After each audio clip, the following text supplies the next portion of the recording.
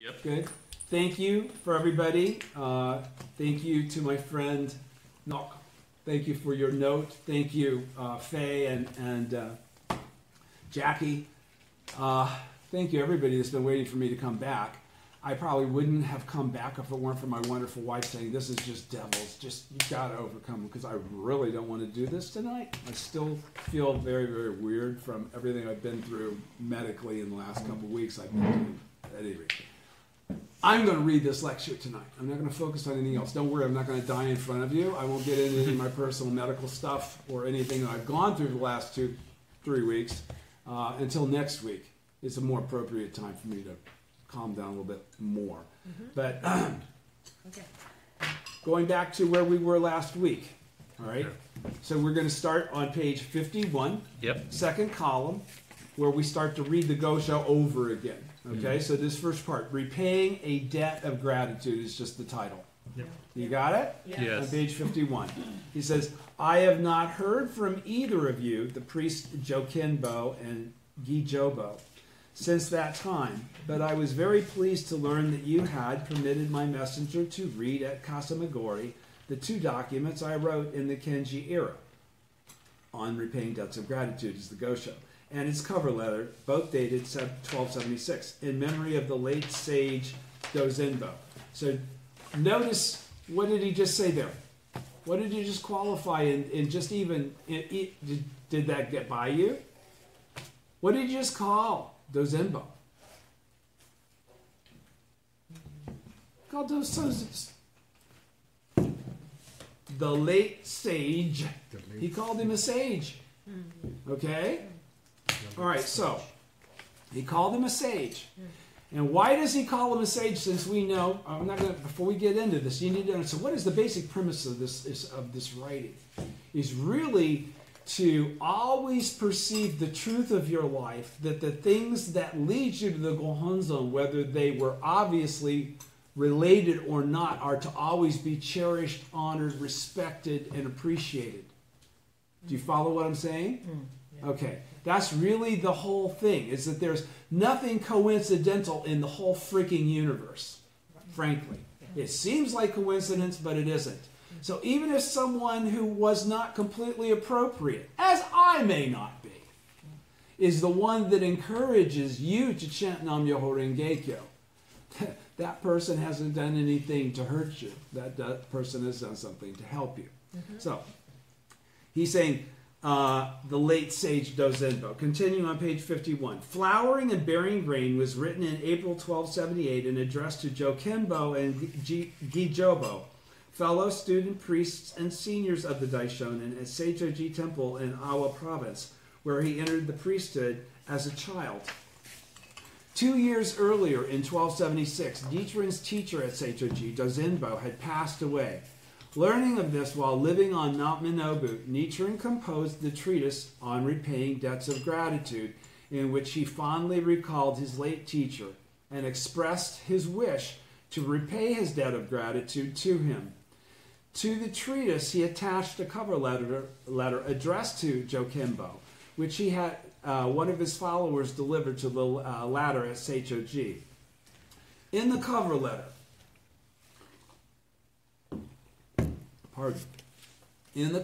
the Daishonin requested that Jokenbo and Gijobo allow the Daishonin's messenger to read on repaying debts of gratitude aloud on the woody knoll known as Kasamagori on Mount Kiyosumi, where Seichoji was located, and in front of Dozenbo's grave at the temple, for the sake of his late teacher.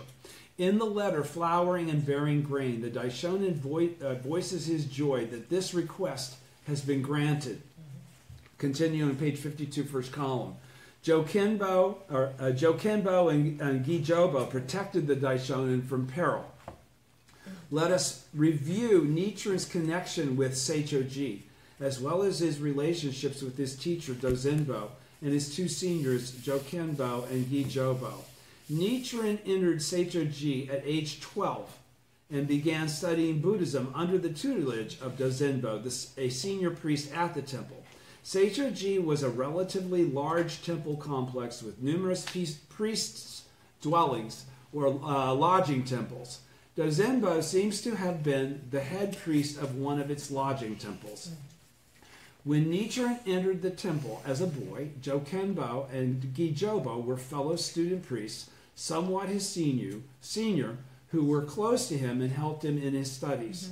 After Nichiren officially became a Buddhist priest at age 16, he traveled to Mount Hei and other centers of Buddhist learning to study and master the essence of the Buddhist teachings.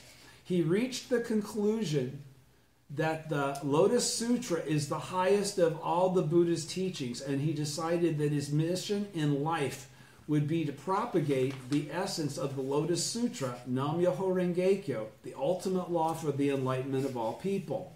Everybody's with me? Yes. Right? So this revelation didn't actually occur at Seichoji, did it?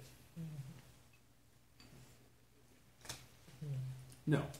It came when he went to Mount Hei and went to the sutra repository and started to be able to study all the other writings from all the other masters and compare them. That's when he was able to discern what he discerned. He came back to Seichoji to announce that he had come to these conclusions. Yeah. But that was long after he had left at the age of 16. Okay? On April 28th, 1253, hang on. Yes. Yeah, that's where I'm at. On April 28th, 1253, at Seichoji, Nichiren embarked on his full-fledged struggle for religious reformation by proclaiming the establishment of his teaching, which included a thoroughgoing refutation of the Pure Land Nimbutsu and other erroneous teachings rampant within Buddhism in his day. This immediately invited attack by the local steward, Tojo Tagenobu, who was a devout Pure Land follower. You know, to be attacked by somebody who doesn't know what the hell they're talking about is no problem. Dozenbo, though he secretly sympathized with Nichiren's plight, was cowardly and feared the steward's power, so he did not protect his disciple. In effect, he abandoned him. Jokenbo and Gijobo, on the other hand, protected Nichiren without regard for the personal consequences. As fellow student priests who had lived and studied with the younger man, they respected him, knowing better than anyone the intense desire he had shown in his early youth to discover the true essence of the Buddhist teachings. In later years, Nichiren praised the selfless actions of Jokenbo and Gijobo in writings on repaying debts of gratitude. You have performed an unrivaled service for the Lotus Sutra. There can be no doubt about the reward that awaits you in your next rebirth. From WND, page 729. Continuing on page 53, first column. Dozenbo's faltering faith in the Lotus Sutra. And how can we say that? Right? I mean, Seichoji was originally a Tendai temple, correct? Nimbutsu had begun to take over everything. Nimbutsu was an easier way to go. All right? Dozenbo's faltering faith in the Lotus Sutra. You started to have people profess that the Lotus Sutra is just too damn hard for regular people. Don't forget, Nimbutsu came after Tentai. Okay? So in November 1264, directly following the Kamatabara persecution, the ambush on the Daishonin and his followers, instigated by Tojo Kagenobu because of what he had just done at Seichoji, Nichiren was reunited with his childhood teacher Dozenbo at Hanabusa in Seicho, Awa province. Dozenbo admitted to his former student that he had continued to recite the Nimbutsu, the name of Amida Buddha, and had carved 5 images of Amida Buddha, and now he was concerned about his fate after death because of these actions, which means he must have reflected on the reality of the Lotus Sutra was a superior teaching and come to the true understanding of that, right? Nichiren, for his part, was aware that his words might not be positively received. Nevertheless, strictly refuted his teacher's slander of the law. Didn't let it slide. Didn't say no problem. He actually refuted him. This must have had some effect, for he later received a report that Dozenbo had accepted faith in the Lotus Sutra. How happy this surely would have made the Daishonin. But when Nichiren was almost executed during the Tatsunokuchi persecution and subsequently exiled to Sado Island, Dozenbo cut his ties with his former student. Later, Nichiren described the events of this time, observing, don't forget, why did he cut his ties with his former student? But when Nichiren was almost executed at Tatsunokuchi and subsequently exiled to Sado Island, Dozenbo cut his ties, knowing he was sent to Sado Island not to come back from Sado Island as, hey, they let me loose. He was going there to die. Right. Okay? They also knew that everybody that had supported him was being persecuted. Right. All right? So, let me put some space between me and my old student here. He was protecting himself. Okay? So, Dozenbo cut his ties with his former student. Later, Nichiren described the events of this time, observing, Dozenbo was not an entirely helpless man, and yet, though I was exiled all the way to the province of Sado, he never once tried to visit me. This is hardly the behavior of one who believes in the Lotus Sutra. Okay? Though Dozenbo had once been Nichiren's teacher, he was not a person of irreproachable character.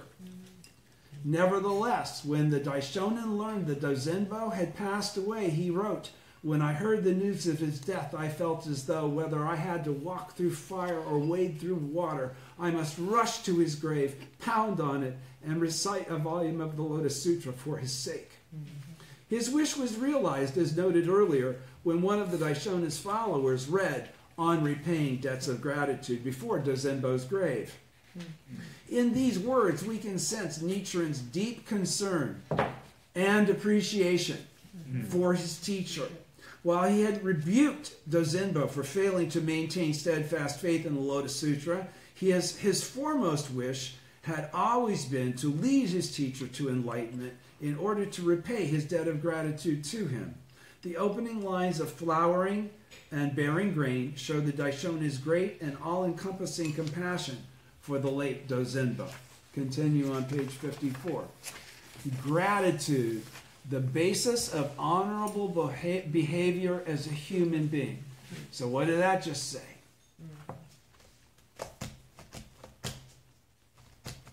Where does this behavior as a human being subject really come from?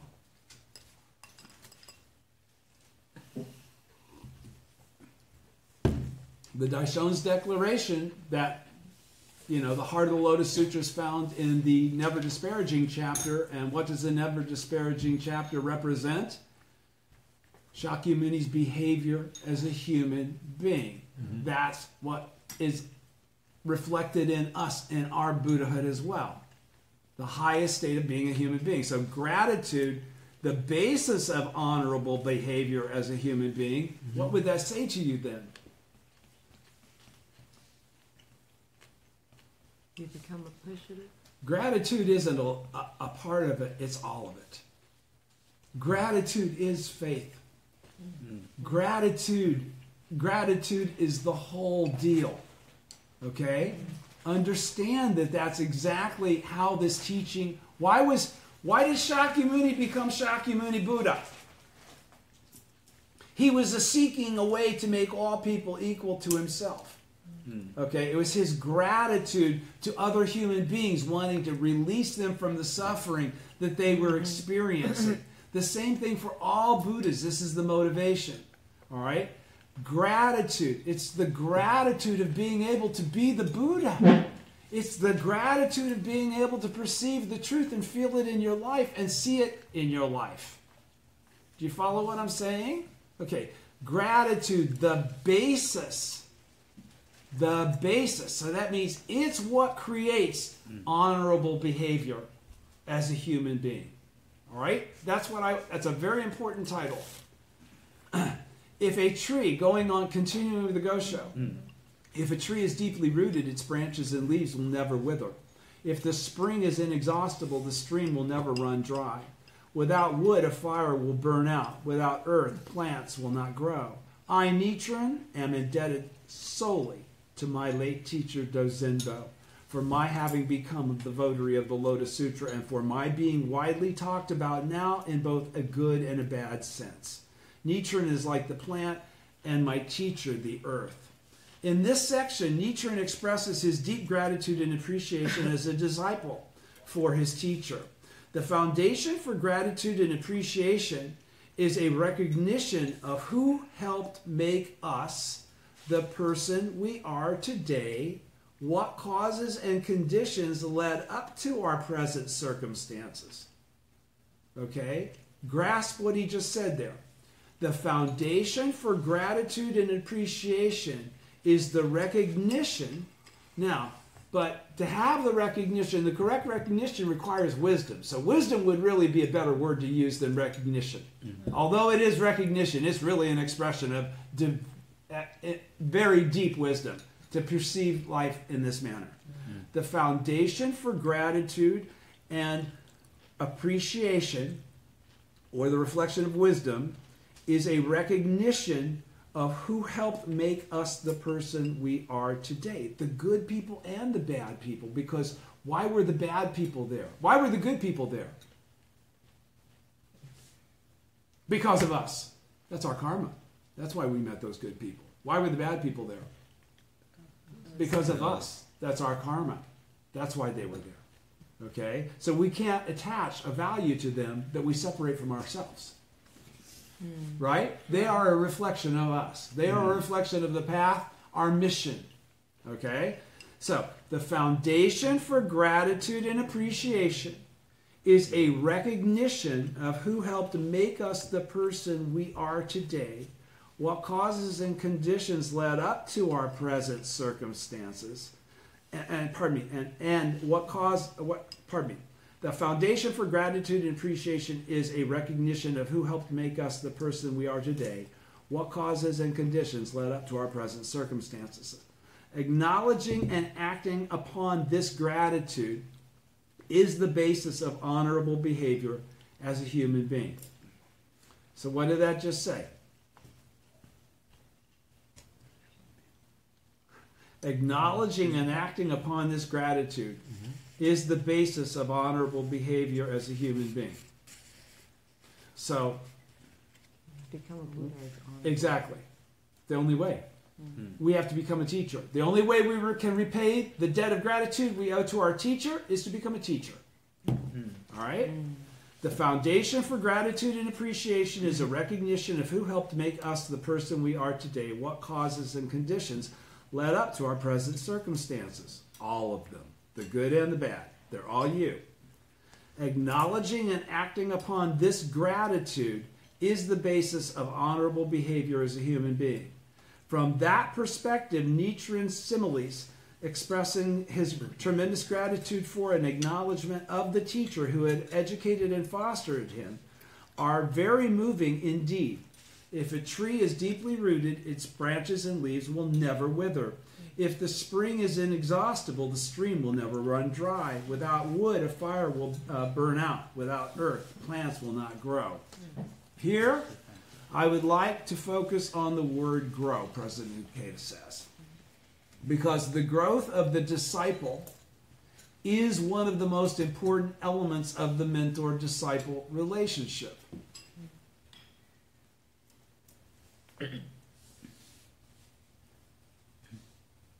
Got it? Okay, so it's not about the growth of the disciple is really the focus. Okay? All of these similes, flourishing foliage, a powerful stream, dancing flames, and growing plants, are symbolic of the growth of disciples, the development of successors, because the Buddhas will eventually enter extinction, right? In regard to this lifetime. Widely propagating Buddhism and ensuring its transmission into the distant future also depend upon the growth of disciples who will take the lead in this effort and make distinctions according to the time. In a letter of the youthful Nanjo Tokimitsu, who followed in his late father's footsteps to become a person of outstanding character, Nichiren writes, "Blue dye is bluer even than indigo itself, and ice is colder than water. Bluer than indigo, nothing is more gratifying than a disciple's growth." So what did he just say there?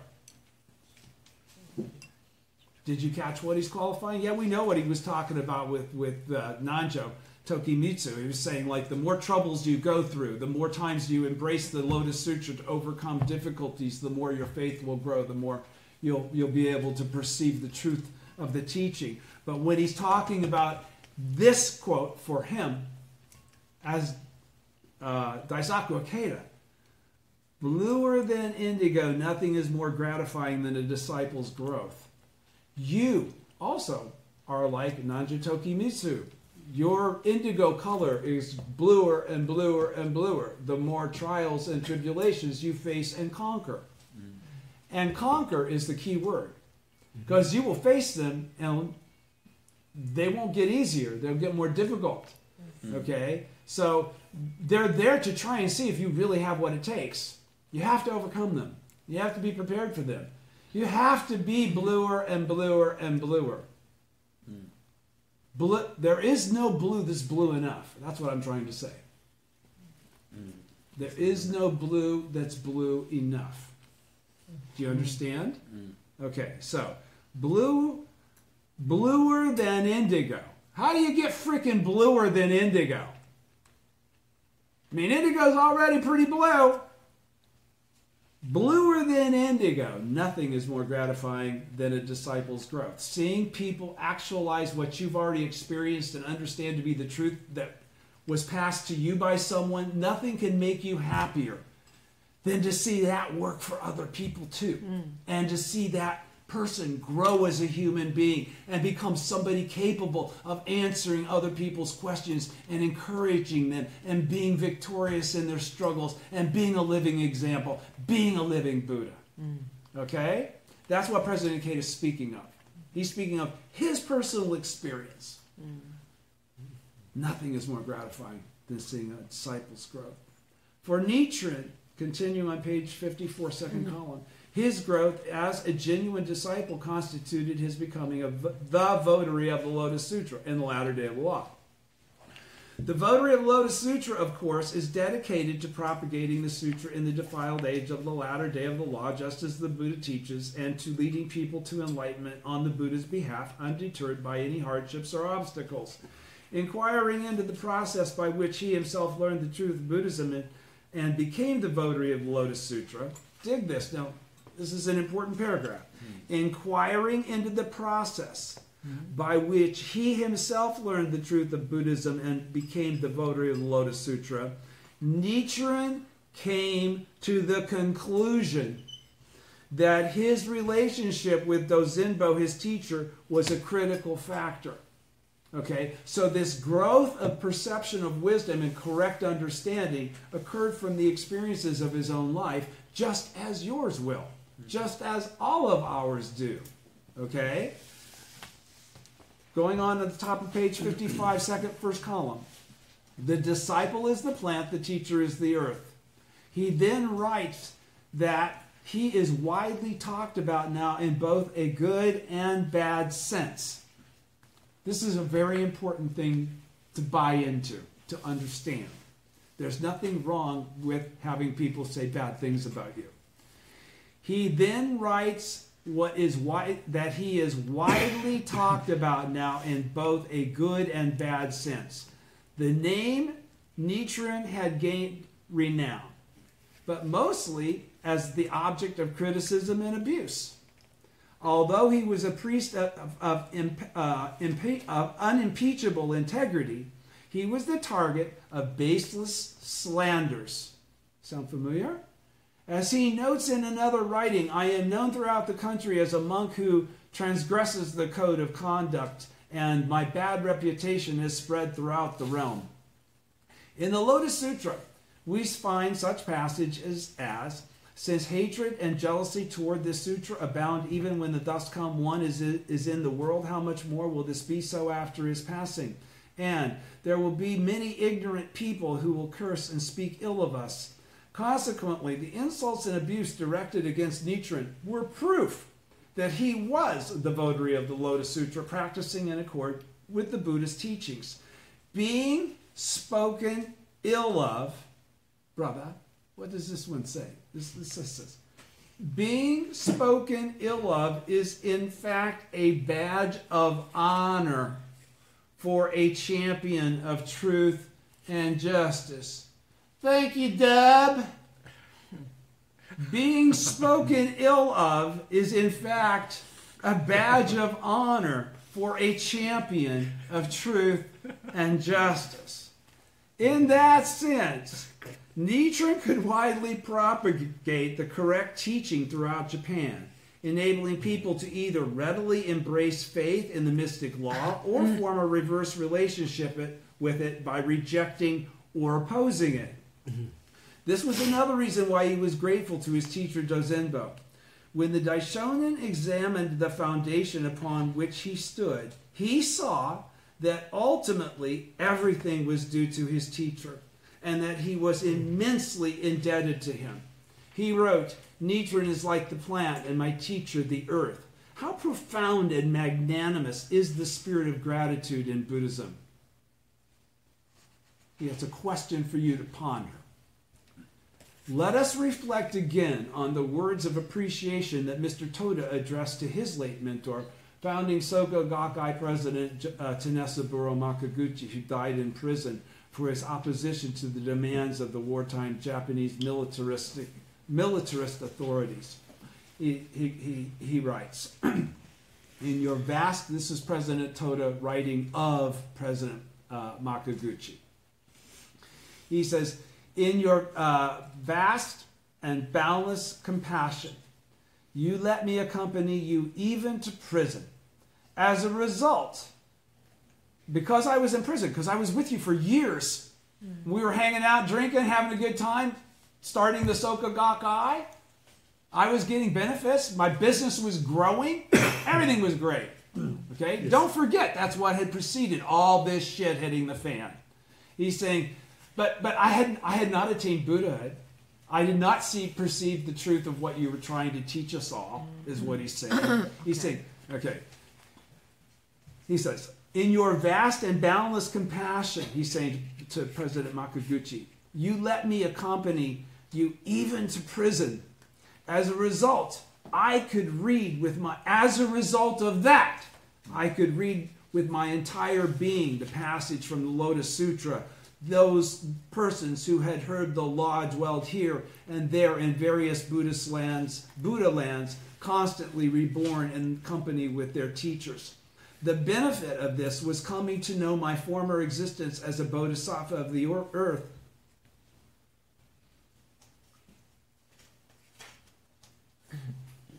Pardon me.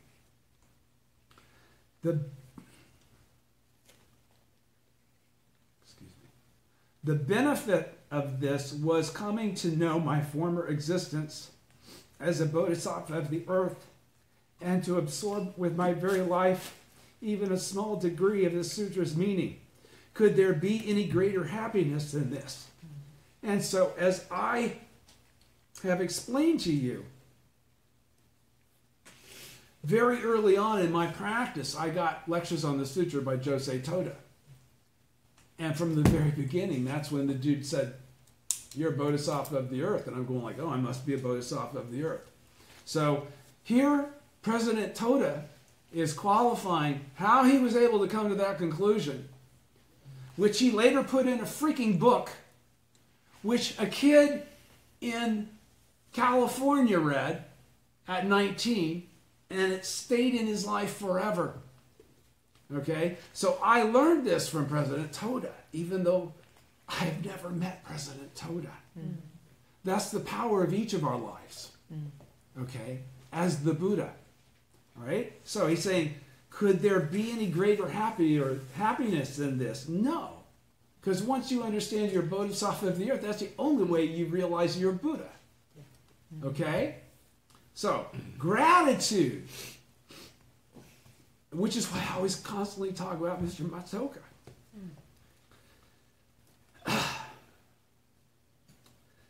Gratitude is the heart of the mentor-disciple spirit of the SGI.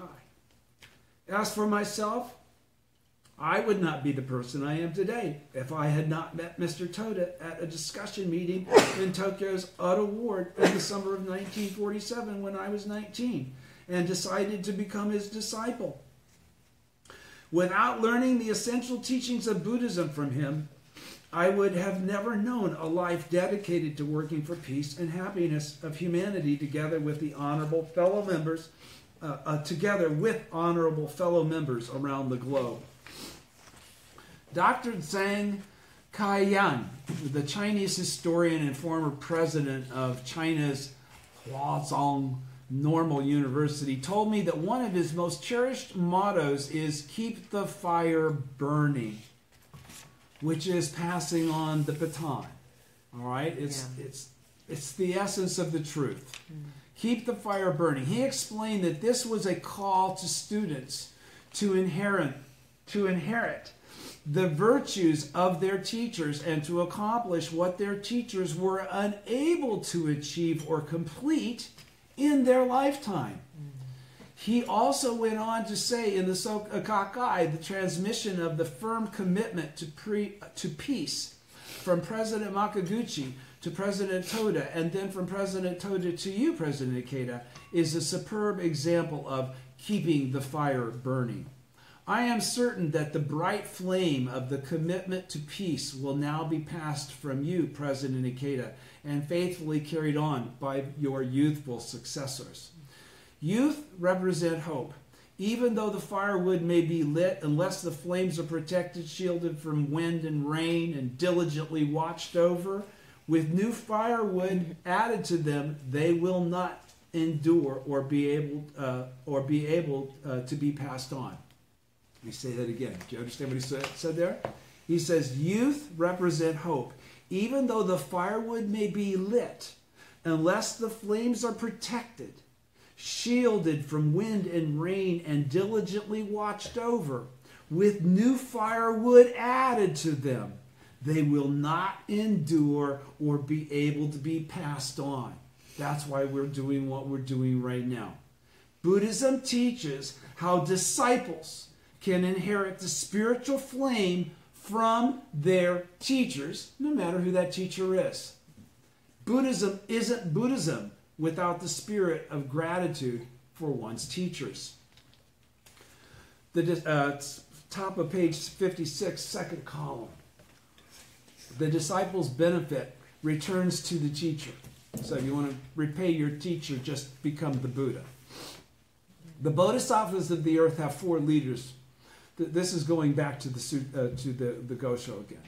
The bodhisattvas of the earth have 4 leaders. The sutra says the first was called superior practices, ... and the fourth was called bodhisattva firmly established practices. If bodhisattva superior practices appears in the latter day of the law, so must bodhisattva firmly established practices. The rice plant flowers and bears grain, but its spirit remains in the soil. This is the reason the stalk sprouts to flower and bear grain once again. The blessings that Nichiren obtains from propagating the Lotus Sutra will always return to Dozenbo. How sublime. In the Lotus Sutra, when the bodhisattvas of the earth, numerous as the sands of 60,000 Ganges rivers, emerge en masse, there are 4 leaders at their forefront: superior practices, balanced practices, pure practices, and firmly established practices. Without going into unnecessary detail in the supernatural powers of the Thus Come One, the Lotus Sutra's 21st chapter, Shakyamuni entrusts the propagation of the mystic law in the latter day to the bodhisattvas of the earth, led by these 4 bodhisattvas. The Buddha guarantees, in other words, that superior practices will appear in that latter age. And if superior practices appears, then of course so will firmly established practices. This passage in flowering and bearing grain is very important in that it strongly implies that Bodhisattva superior practices has already appeared in the world and refers to Nichiren himself. Nichiren's intent here is not to suggest that Dozenbo is firmly established practices. Do you understand that? He couldn't be. He didn't, that isn't the point. What he's saying is one can't occur without the other. Dozenbo was unable to discard his attachment to, you might be firmly established. You might be, again, if superior practices has come, so have all the other bodhisattvas of the earth. That's really the point. That's what he's trying to make clear. Nichiren's intent here is not to suggest that Dozenbo is firmly established practices. Dozenbo, who is unable to discard his attachment to the Nimbutsu teaching, cannot really qualify as one of the four leading bodhisattvas. In the record of the orally transmitted teachings, however, Nichiren states the great earth is that which nourishes plants and trees and corresponds to firmly established practices. In view of these words and his earlier statement in this letter, my teacher is like the earth, Nichiren does acknowledge that Dozenbo, who helped pave the way for him to go out into the world and fulfill the role of bodhisattva superior practices, embodied the function of the nurturing earth. However, this merely shows the generosity of the Daishonin spirit and expansive state of life, not an actual assertion that Dozenbo corresponds to firmly established practices. Next comes the passage that gives this letter its commonly accepted title, Flowering and Bearing Grain. Rice stalks flower, bear grain, and bend toward the earth under the weight of the rice, the first flowering, bearing of grain. The stalks are cut, and the spirit or essence of the rice plant, its underlying life force, is not destroyed but returns to the earth, enabling the plant to send forth new shoots and to flower again, producing more rice, the second flowering and bearing of grain. If the earth is the teacher or mentor, and the plant is the disciple or student, then the first flowering and bearing of grain corresponds to the growth of the disciple into an outstanding person and their attainment of Buddhahood. You with me? Okay. And just like the essence of the rice plant that remains in the earth, that Buddhahood leads to the more Buddhahood. And just like the essence of the rice plant that remains in the earth, the great benefit realized by the disciple returns to the teacher, enables the teacher to also attain Buddhahood. This corresponds to the second flowering, the bearing of grain. Per this analogy, the benefit Nichiren gained by propagating the mystic law as a votary of the Lotus Sutra will surely be transferred to Dozenbo because of their deep connection as teacher and disciple, thus enabling Dozenbo to attain enlightenment. How sublime, Nichiren exclaims, expressing his joy at this wondrous reality. In another passage at the end of On Repaying Debts of Gratitude, he references the same analogy. The flower will return to the root, and the essence of the plant will remain in the earth. The benefit that I have been speaking of will surely accumulate in the life of the late Dozenbo.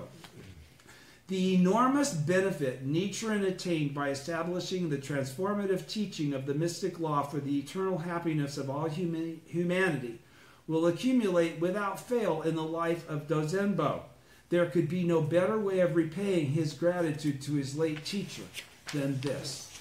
Continuing on page 58, the victory of the disciple is the victory of the teacher because there's no separation between them. They're a continuous flow. It is said that if a teacher has a good disciple, both will gain the fruit of Buddhahood. But if a teacher fosters a bad disciple, both will fall into hell. If teacher and disciple are of different minds, they will never accomplish anything. I will elaborate on this point later. That was from the Gosho again, pardon me. As noted earlier, continue with President Keita's lecture, first column, page 58. As noted earlier, although Dozenbo had attempted to take faith in the Lotus Sutra after Nichiren had rebuked his slander of the law, he died without completely giving up his attachment to the Nimbutsu practice. But if a disciple such as Nichiren were to attain Buddhahood through practicing the correct teaching, then even through that benefit, it would also be possible for Dozenbo to attain enlightenment as well. Let me reread that. As noted earlier, although Dozenbo had attempted to take faith in the Lotus Sutra after Nichiren had rebuked his slander of the law, he died without completely giving up his attachment to the Nimbutsu practice. But if a disciple such as Nichiren were to attain Buddhahood, okay, so they've attained Buddhahood through practicing the correct teaching, which means practicing chanting Nam Myoho Renge Kyo, then through that benefit, it would also be possible for Dozenbo to attain enlightenment as well. This is what the Daishonin is describing when he writes, if a teacher has a good disciple, both will gain the fruit of Buddhahood. Now, do you understand where that comes from, though? That again comes from that same quote from the Lotus Sutra talking about the never disparaging chapter. Okay, all those people once never disparaging at Shakabuku, then the seed had been planted. They had heard the name and the words of the truth. They all went on to become Buddhas because of that seed planted at that time. Although they still fell into the hell for their actions that they had to live through in the 9 world reincarnations. So do understand, he's not saying Dozenbo got a pass. But what Dozenbo got was the inseparable connection that lasts forever, that ultimately leads to Buddhahood. Do you understand? That's what he's talking about. He doesn't automatically get a pass to get to be the Buddha just because he was the teacher of somebody that became the Buddha. He has to become the Buddha on his own. But the fortune, the ability to gain access to that understanding, the name, it's done. All right? Where am I? By the same... Okay, pardon me. Yep. By the same, so you're with me there, right? Okay. By the same token, however, a bad disciple, one who has been led astray by erroneous teachings, will not be able to attain Buddhahood or lead their teacher to enlightenment. Dub. As a result, as Nichiren writes, both disciple and teacher will fall into hell, as all of yours will, sir. In another writing, he also states, if lay believers and their teacher pray with differing minds, their prayers will be as futile as trying to kindle a fire on water. The unchanging rule for victory in Nichiren Buddhism is for the mentor and disciple to unite in spirit and align in purpose. Align in purpose. Like 2 interlocking gears. Are interlocking gears all the same size? No, they are not. There are big gears that meet the teeth of little gears. Okay? Above all, Nichiren followed the path of a genuine disciple, of a good disciple who could guide his teacher to Buddhahood. The victory of the disciple is the victory of the teacher. The disciple is critical in determining the result. In Flowering and Bearing Grain, Nichiren not only describes his own spirit as a disciple, but also seeks to encourage his seniors, Jokenbo and Gijobo, who shared Dozenbo as their teacher, to also be good disciples who could lead their teacher to Buddhahood. Exactly what I've been saying. So you understand what he just said, right? Jokenbo and Gijobo are the kinds of disciples that can lead their mentor to Buddhahood. In my own youth, I deeply took to heart this important passage we are discussing, as have many SGI members throughout the world. Pardon me. As long as he lived, Mr. Toda remained a true disciple of Mr. Makaguchi. And you can, as much as I've read Daisaku Ikeda, you can see Daisaku Ikeda has remained a true disciple of Josei Toda throughout his life as well. As long as he lived, Mr. Toda remained a true disciple of Mr. Makaguchi. When he spoke of Mr. Makaguchi, a grave expression came over his face. Disciples have to follow the path of disciples. He said, stressing that disciples need to put their mentor's teachings into action in their own lives. Y'all with what he said there? Okay. He was also he was also uncompromising toward those who tried to destroy this infinitely precious realm of mentor and disciple in Buddhism. he strictly emphasized that we must never allow anyone to harm the pure, faithful realm of those dedicated to Kosarufu. It was his solemn injunction that we protect the realm of mentor and disciple, and I totally agree.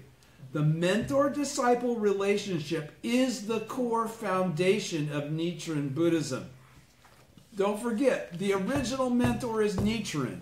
So it is definitely the core foundation of Nichiren Buddhism.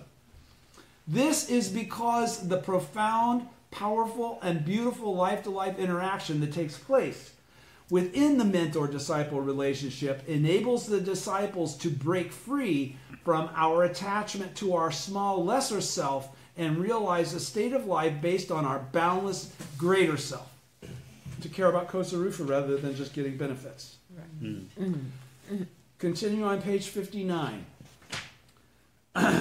First column, the great path of mentor and disciple. When mentor and disciple are united, they can achieve anything and always be victorious.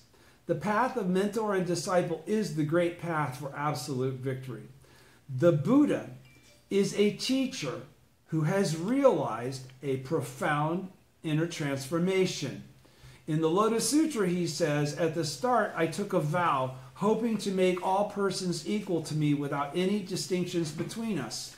This, in other words, is the great vow to enable all people to attain Buddhahood. The unfolding drama of disciples standing up to realize this vow is indeed the central theme of the Lotus Sutra. The widespread propagation of the law, the movement of Kosen Rufu, is an unceasing, momentous struggle to elevate all humanity to the same life state as the Buddha. Throughout his writings, Nichiren frequently uses the expressions Nichiren's disciples or my disciples. The path of Kosen Rufu entails standing up with a profound sense of mission as Nichiren's disciple. Let me read that again, since Daisaku Ikeda is the one that just wrote that and made that statement, as much as he's accused of saying other things in opposition to this point. Throughout his writings, Nichiren frequently uses the expressions Nichiren's disciples or my disciples, because he's the original teacher. The path of Kosen Rufu entails standing up with a profound sense of mission as Nichiren's disciple. So you're not going to achieve Kosen Rufu with a profound sense of mission based on being a disciple of Shakyamuni. Frankly speaking, you're not going to get there. It's not in Nichiren's teachings. I'm sorry. You will not find it there. I've looked. All right? The path of Kosen Rufu entails standing up with a profound sense of mission as Nichiren's disciple. Kosen Rufu is the noble spiritual struggle to transform the lives of all people through the process of human revolution in an age steeped in the three poisons and racked by endless conflict and tragedy. This struggle will eventually bring about a change in the life state of humanity as a whole, and with it, a change in the destiny of the world. That's the bottom line. 59, second column. Going back to the Gosho, the engaged Buddhism of Nichiren Daishonin. The engaged Buddhism of Nichiren Daishonin. You should always talk with each other to free yourselves from the suffering of birth and death and attain the pure land of Eagle Peak, where you will nod to each other and speak in one mind. The sutra reads, before the multitude they, the disciples of the Buddha, seem possessed of the three poisons or manifest the signs of distorted views. My disciples in this manner use expedient means to save living beings. Understand these matters in the light of what I have stated thus far. Okay, so what's he saying there? Understand this in light of my teaching. Okay, that's what he's saying. All right. Bottom of page 59.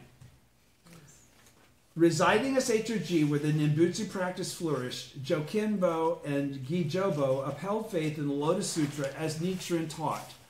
Thus, it must have been a genuine challenge for them to remain strong and unwavering in their faith. Regarding this point, Nichiren advises, you should always talk with each other to free yourselves from the sufferings of birth and death and attain the pure land of Eagle Peak, where you will nod to each other and speak in one mind. Next, he quotes several lines of verse from the prophecy of enlightenment for 500 disciples, the Lotus Sutra's 8th chapter.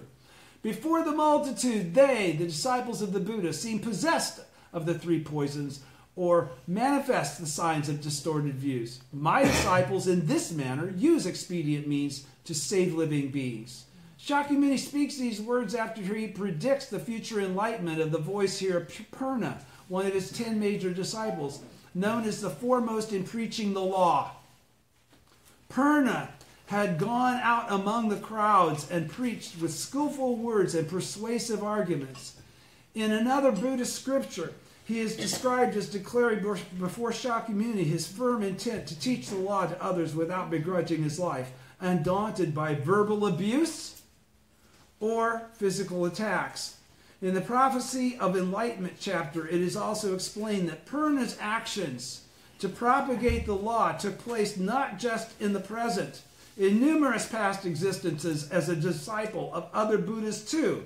He preached the Lotus Sutra and enabled immeasurable numbers of living beings to attain enlightenment. The Prophecy of Enlightenment chapter further says that although Purna practiced the Bodhisattva way and purified countless Buddha lands in past existences, he has appeared in the present lifetime as a voice hearer who deplores the cycle of birth and death. It explains, however, that his appearance as a voice hearer is just a skillful means to help living beings attain Buddhahood, so that the preaching of the Lotus Sutra can occur. We cannot truly lead others to enlightenment if we create barriers between ourselves and others, remaining aloof. That's why bodhisattvas appear as ordinary individuals steeped in the three poisons, as deluded beings of the 9 worlds, to preach the teachings of the Buddha among the people. Jokenbo and Gijobo were deeply committed to the Lotus Sutra in their hearts. But they suffered greatly because they resided at Seichoji and were surrounded by those who hated Nichiren. Their suffering, though, is simply an expedient to help them lead others to the correct teaching. Nichiren infers, urging them to strive courageously based on their true identity as practitioners of the Lotus Sutra.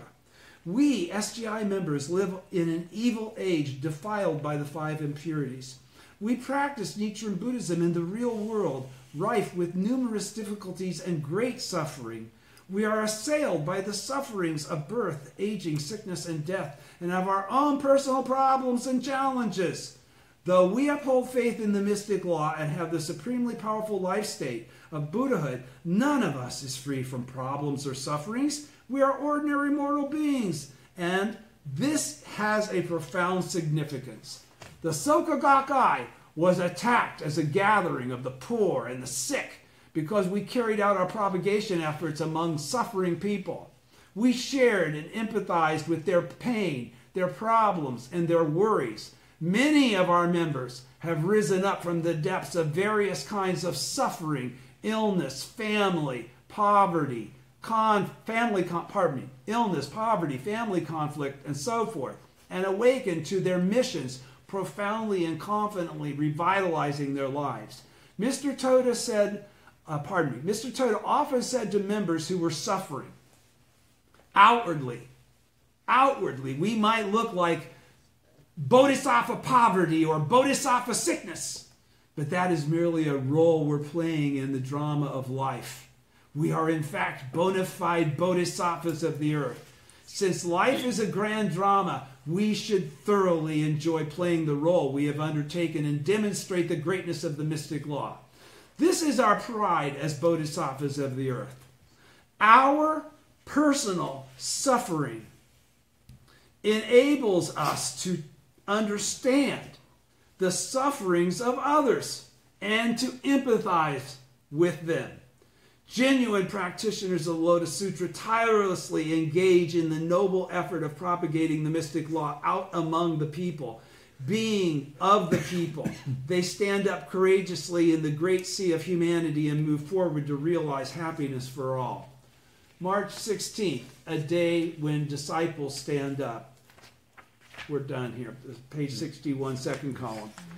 On March 16th, 1960, after singing along with the youth division members in a rousing chorus of the song of indomitable dignity, I declared that the Soka Gakkai would forever advance in the rhythm of March 16th, April 2nd, and May 3rd. Kosen-Rufu Day, the anniversary of President Toda's passing, and Soka Gakkai Day, respectively. And on May 3rd of that year, as a representative of President Toda's disciples, I became the third Soka Gakkai president. Spring is the season of life's greatest vitality, when the life force that has been saved up through the long winter bursts forth. Each year Each year, as the season turns from winter to spring, we forge ahead with renewed determination and momentum. In particular, we cherish March 16th as a day when disciples stand up for Kosen-Rufu, a day when disciples vow to carry on their shared commitment with their mentor, to win a resounding victory united in spirit with their mentor, the original teacher, and to share their pride as champions who embody the ideals of their mentor. Therefore, it is a day for starting our struggle for Kosen-Rufu anew with fresh determination. March 16th is a day infused with the Buddhist spirit of true cause, which is the Daishonen's Buddhism, right? March 16th is a day infused with the Buddhist spirit of true cause, the spirit of always moving forward from the present moment on. This spirit is also the quintessence of what it means to be a disciple and what enables us to stay youthful and keep growing and advancing. As long as I live, I will look up to Mr. Toda as my mentor, do my utmost to repay my debt of gratitude to him, and faithfully and resolutely walk the path of a genuine disciple. To have a mentor and live as a disciple is the key to constant growth and development. A life dedicated to the way of mentor and disciple is incredibly fortunate. The moment has come for us to make fresh strides toward global Kosen-Rufu. My beloved disciples, now is the time to stand up with courage. My dearest fellow members, bring forth your inherent power as bodhisattvas of the earth. The time has come to really show the world what can be achieved through the shared commitment of mentor and disciple. And we'll go on to General Stone Tiger next time on page 65. Thank you. Thank you. Thank you.